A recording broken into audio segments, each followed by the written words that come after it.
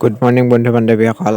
মই অলৰেডি আগৰ দুটা ভিডিঅ'ত কৈছোঁৱেই, আমাৰ যিহেতু গাঁৱৰ মন্দিৰত তিনিদিনীয়া কাৰ্যসূচীৰে নৱনিৰ্মিত গৃহ উন্মোচন আৰু তাৰ উপলক্ষে আজি দ্বিতীয় দিন। আৰু আজি দ্বিতীয় দিনৰ প্ৰথম কাৰ্যসূচী হৈছে সাংস্কৃতিক শোভাযাত্ৰা, আৰু এয়া আমাৰ মায়ে আগবঢ়াই আছে মানে সাংস্কৃতিক শোভাযাত্ৰা। মানে আমাৰ গাঁৱৰ সকলোৰে পদূলিয়ে মানে গাঁৱৰ ভিতৰে গৈছে, আৰু সকলোৱে মানে যিটো মন্দিৰৰ হয় সেয়েহে সকলোৱে তাতে ধূপ চাকি এনেদৰে আগবঢ়াইছে, আৰু তাত তামোল পাণ দিছে তেনেকুৱা ধৰণৰ।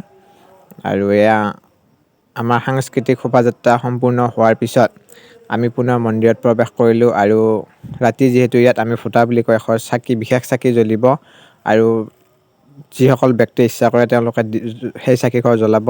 তাৰ বাবে এয়া প্ৰস্তুতি চলি আছে। আজিলৈ বাই, নেক্সট আকৌ ৰাতি কি হয় দেখুৱাম।